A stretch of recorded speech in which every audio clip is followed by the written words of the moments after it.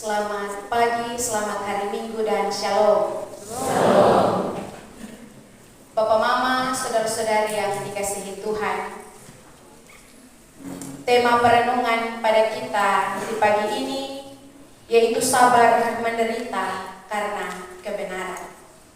Saya ulangi, sabar menderita karena kebenaran. Kalau berbicara tentang hidup dalam penderitaan, tentu ini tidak diminati oleh semua orang. Kalau berbicara tentang penderitaan, tidak ada orang yang bisa menikmati sebuah penderitaan. Bahkan jikalau ada pilihan, tentunya orang lebih memilih untuk tidak mau ada dalam itu penderitaan. Atau biasa kotong bilang, kalau kotong bisa pilih, lebih kotong tak usah pikir itu tempat supaya kotong menderita begini. Kalau bisa pilih, itu hari kotong jangan buat begini supaya kotong jangan ada dalam ini penderitaan. Dan berbagai macam kalimat-kalimat yang mengatakan bahwa manusia tidak tahan dalam penderitaan. Hal ini menunjukkan kepada kita bahwa manusia pada umumnya tidak suka tahan berlama-lama dalam penderitaan. Lantas bagaimana dengan tema kita pagi ini? Sabar menderita karena kebenaran Kristus. Menderita karena kotong salah sendiri, kadang-kadang kotong sampai mau. Kadang-kadang kotong tolak untuk menderita atas konsekuensi yang kita lakukan.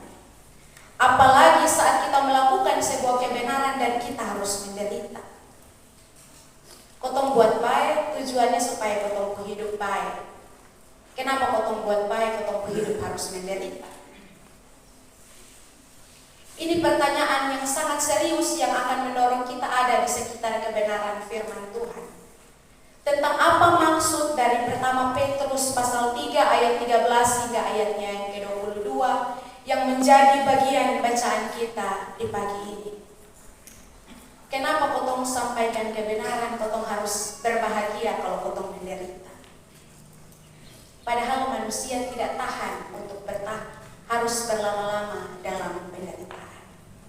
Tetapi mari kita melihat bagaimana konteks penulisan surat ini. Surat ini ditulis oleh Rasul Petrus kepada jemaat di Pontus, Galatia, Kapadokia, dan Asia Kecil. Ketika iman mereka benar-benar diuji oleh keadaan dan suasana di tempat itu. Orang-orang Kristen ini mereka diancam oleh Kaisar Romawi. Ketika mereka sudah mulai setia beribadah, ketika mereka mulai memiliki kualitas hidup yang dekat dengan Tuhan, ketika mereka mulai saleh, ketika mereka mulai setia membangun pelayanan di dalam Tuhan, mereka melakukan sebuah kebenaran. Tetapi mereka dihina dan mendapatkan tantangan-tantangan yang hebat. Bukan tantangan satu kali saja, tapi tantangan berulang-ulang kali tidak pernah terlepas dari kehidupan mereka. Sehingga ada orang-orang Kristen yang mulai merasa, kotong setia dengan Tuhan kok permasalahan selalu ada. Kotong setia melayani Tuhan kok tantangan sampai pernah habis. Sehingga ada orang-orang Kristen yang mau melarikan diri dan mau untuk berpaling dari pelayanan itu. Sehingga Rasul Petrus tulis ini surat kepada mereka untuk menguatkan mereka. Rasul Petrus menulis surat ini kepada mereka untuk menghibur mereka. Yang isi suratnya di dalam ayatnya yang ke-17 yang berbunyi, lebih baik menderita karena kebenaran daripada menderita karena perbuatan jahat. Rasul Petrus mengingatkan kepada orang-orang Kristen bahwa lebih baik menderita karena kebenaran daripada menderita karena perbuatan jahat. Karena sebenarnya menderita karena perbuatan jahat itu konsekuensi yang harus diterima atas dosa yang dilakukan. Tetapi kalau menderita karena perbuatan baik, itulah iman dan bukti iman orang yang mau percaya kepada Tuhan. Mau percaya kepada Tuhan harus ada dia punya bukti lewat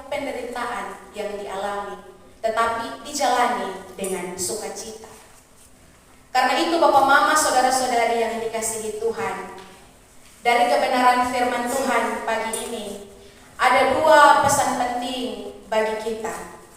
Yang pertama, manusia menderita dalam kebenaran sebagai bukti iman kepada Yesus Kristus. Manusia menderita dalam kebenaran sebagai bukti iman kepada Yesus Kristus. Kalau kita melihat dari Kidung Jemaat nomor 375, lagu Saya Mau Ikut Yesus, ada dia punya lirik bilang begini: meskipun saya susah menderita dalam dunia, saya mau ikut Yesus sampai selama-lamanya. Meskipun saya susah menderita di dalam dunia, saya mau ikut Yesus sampai selama-lamanya. Mengikuti Tuhan tidak menjamin kehidupan kita bebas penderitaan. Karena sebenarnya dalam penderitaan itulah orang Kristen terus mencari dan menemukan Tuhan. Saat kita mengikuti Tuhan bukan berarti ketemu hidup harus baik, bebas penderitaan, bebas permasalahan, bebas persoalan. Tetapi saat mengikuti Tuhan, kadang-kadang penderitaan itu datang untuk kita jumpai sebagai kesempatan bagi kita untuk terus mencari dan menemukan Tuhan. Dalam kesaksian-kesaksian di Alkitab, kita menemukan banyak tokoh-tokoh Alkitab yang terus berseru dan membangun hubungan baik dengan Tuhan saat mereka ada dalam sebuah penderitaan. Dalam Mazmur pasal 3, ketika Daud diancam oleh anaknya Absalom, dia berseru dan membangun hubungan yang sangat dekat dengan Tuhan. Dia mengatakan kepada Tuhan, saya hampir binasa oleh musuh-musuh yang mengejar saya dan mengancam saya. Ternyata dalam penderitaan, orang lebih mau lebih dekat kepada Tuhan. Begitu pula dengan bangsa Israel. Ketika mereka ada di tanah perbudakan, mereka mulai ditindas, mereka tidak mendapatkan keadilan, mereka mulai berseru dan memohon kepada Tuhan. Mereka mulai membangun hubungan yang baik dengan Tuhan. Bahkan Yunus, ketika dia berada di dalam perut ikan dengan ancaman kematian, Yunus berdoa dan membangun hubungan yang dekat dengan Tuhan. Ternyata manusia itu seperti itu. Kalau berhadapan dengan penderitaan dan tantangan, baru bisa membangun hubungan yang lebih dekat dengan Tuhan. Semakin keras krisis hidup, semakin keras penderitaan, membuat manusia semakin keras berteriak dan mendekat kepada Tuhan. Itu makna penderitaan yang harus kita terima saat ini. Jadi, dalam kehidupan kita setiap hari, jangan biarkan penderitaan menjadi kesempatan bagi kita untuk menghitung jeri lelah kita selama kita melayani Tuhan. Jangan biarkan penderitaan menjadi kesempatan bagi kita untuk mengukur sejauh mana kita melayani Tuhan. Tuhan beta sulayani Tuhan, kenapa beta hidup menderita? Kenapa beta punya orang tua sakit? Kenapa beta punya anak-anak harus menderita? Kenapa beta orang-orang terdekat harus Tuhan ambil? Ini bukan kesempatan untuk kita memarahi dan mengukur perbuatan baik kita dengan Tuhan. Tetapi penderitaan yang kita alami adalah kesempatan bagi kita untuk terus bersandar dan berharap kepada Tuhan. Karena api menguji emas menjadi murni, dan penderitaan menguji orang Kristen untuk selalu bergantung dan berharap dan pada akhirnya menjadi seorang pemenang. Bapak, Mama, saudara-saudari yang dikasihi Tuhan, pesan yang kedua dari kebenaran firman Tuhan saat ini. Kalau yang pertama tadi, manusia menderita dalam kebenaran sebagai bukti iman kepada Yesus Kristus. Pesan yang kedua dari kebenaran firman Tuhan ini, Yesus menderita dalam kebenaran sebagai bukti cinta Yesus kepada manusia. Kalau tadi yang pertama, manusia menderita sebagai konsekuensi atas iman percaya kepada Yesus Kristus. Yang kedua, Yesus menderita sebagai bukti cintanya kepada manusia. Kalau kita melihat dalam sejarah Alkitab, dari awal kehidupan Yesus sampai akhir kematiannya, Yesus tidak pernah terlepas dari penderitaan. Ketika Maria mengandung Yesus, sempat ada penolakan dari Yusuf, dan itu bentuk penderitaan yang dialami oleh Maria.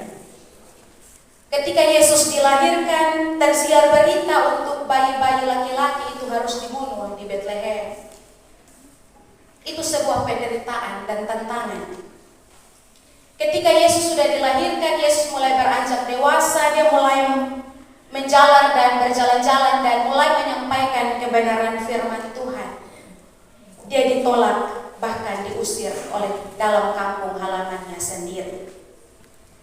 Bahkan di akhir kematiannya pun, Yesus harus menderita di kayu salib. Yesus menderita dari awal hingga akhir hidupnya. Tetapi pertanyaan bagi kita di pagi ini, pernahkah kita menemukan Yesus menyesal menderita bagi kita? Pernah kosonde atau mungkin ada yang pernah baca di mana yang mengatakan bahwa Yesus menyesal menderita bagi kita. Saya tidak pernah menemukan hal itu. Itu karena apa? Karena bentuk cinta Yesus yang luar biasa, mau menderita bagi kita umat manusia. Tetapi seringkali orang-orang Kristen mengatakan menyesal melayani Tuhan ketika penderitaan dan masalah itu belum berakhir. Orang-orang Kristen seringkali mengatakan bahwa tahu begini itu hari beta terima jadi majelis, kalau masalah nanti harus begini. Ada orang-orang Kristen juga yang mengatakan bahwa kalau ini masalah son habis, beta son karena pergi gereja lain, beta son akan injak gereja. Tuhan seolah-olah tidak mendengarkan saya. Lantas, sekecil penderitaan kita dapat merusak kepercayaan kita yang utuh kepada Tuhan. Toh Tuhan Yesus yang dari lahir sampai mati menderita, tapi tidak pernah sekalipun kita menemukan Dia benci, dia menyesal menderita demi kita. Karena itu, Bapak Mama, saudara-saudari yang dikasihi Tuhan, ini menjadi bagian penting bagi kita. Kalau kita bilang kita setia dengan Tuhan, mari kita membangun hubungan yang lebih baik. Penderitaan, persoalan, dan tantangan itu cara Tuhan untuk terus melekatkan kita dengan Dia. Di akhir perenungan ini, saya ingin bertanya kepada setiap kita masing-masing. Menurut kita, Tuhan Yesus itu siapa?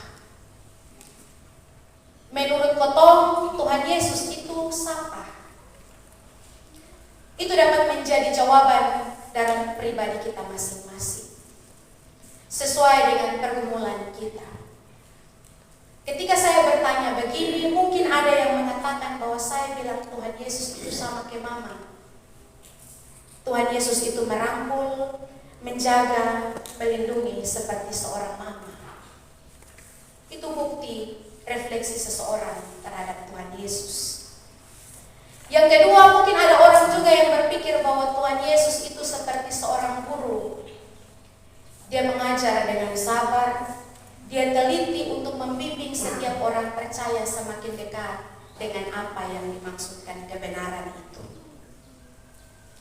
Tetapi kalau pertanyaan itu datang kepada saya mau bilang bahwa Tuhan Yesus itu pemulung yang sejati. Saya bilang Tuhan Yesus itu pemulung yang sejati. Karena kita tahu sendiri bahwa seorang pemulung itu dia selalu berada di tempat-tempat yang tidak enak. Ada di mana orang buang sampah, sesuatu yang tidak dibutuhkan oleh manusia, Tuhan, seorang pemulung itu pasti ada di situ. Ketika seorang pemulung dia ada di tempat itu, dia pasti mencari sampah-sampah yang dibutuhkan. Saat sampah-sampah itu dikumpulkan, seorang pemulung ini pasti dia akan bawa ke rumahnya, dia bersihkan. Setelah sampah-sampah itu menjadi bersih, dia akan bentuk sesuai dengan karyanya. Ketika selesai sampah itu dibentuk, sampah itu akan dijual dengan harga yang lebih mahal. Seperti barang-barang bekas yang dibuang dan didaur ulang, dia punya harga lebih mahal dari harga sampah sebelum itu. Begitu juga dengan kehidupan kita orang-orang Kristen. Dalam kemuliaan Yesus datang ke dunia, dia menyamar sebagai seorang pemulung. Di tengah-tengah dunia dimanapun kita berada, walaupun saat dunia menolak dan tidak memperhatikan kita seperti sampah, justru Tuhan Yesus datang dari ketinggiannya menjumpai kita. Dia mengambil kita. Dengan sukacita dia sangat bersemangat untuk membersihkan kita. Ketika Yesus membersihkan kita, perlahan-lahan dia mulai membentuk kita sesuai dengan karyanya. Dia bentuk kita sesuai dengan apa maksud dan tujuannya. Selesai dibentuk, kita memiliki nilai yang sangat mahal. Lewat penderitaan Yesus yang mau menjadi seorang pemulung untuk memilih saudara dan saya agar kita dilayakkan dan dibersihkan dan pada akhirnya memiliki nilai yang sangat tinggi. Itu penderitaan yang tidak pernah bisa kita balas. Bapak, Mama, saudara-saudari yang dikasihi Tuhan, jikalau Tuhan Yesus rela menderita untuk menemukan kita, jangan kita mau bersenang-senang dan menyerahkan diri serta menjauh dari Dia. Tuhan mau merangkul kita, Tuhan mau menemukan kita. Jangan pernah keraskan diri untuk tidak mau ditemukan oleh Tuhan dan tidak mau untuk dibentuk oleh Tuhan. Selamat merayakan Minggu Sengsara yang ketiga. Tuhan menolong dan memberkati kita agar kita selalu sadar bahwa penderitaan karena Kristus membawa kebahagiaan yang sejati. Amin. Untuk firman Tuhan. Datang kamu, Tuhan yang memimpin ke tempat tinggi-Ku di antaranya. Hingga sekali nanti aku tiba di rumah Bapa surga yang bakal. Arahkanlah hatimu kepada Tuhan dan terimalah berkat-Nya.